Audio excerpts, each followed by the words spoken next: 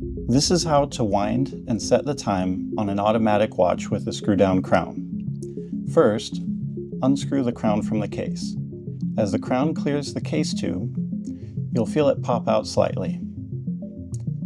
Now the watch is in manual winding mode. If the watch is wound down completely and stopped, wind the watch 30 to 40 turns to get the watch to full wind.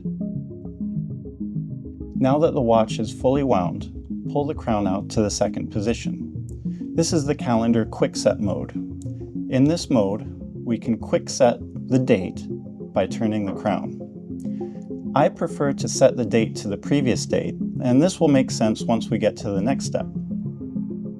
So because today is the 20th, I'll set the date to the 19th. To set the time, pull the crown out to the third position. This will also stop the second hand, which allows you to sync the hand with an atomic or radio-controlled clock if you wish. To set the time, move the hands forward and note whether the calendar changes as the hands move past 12 o'clock. In this instance, the calendar did not change as the hands passed 12, which tells us that we passed 12 noon. Continue to move the hands forward, and next time, we'll see the calendar change.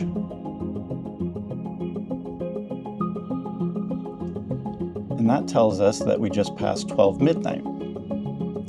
Continue to move the hands forward until the correct time is set.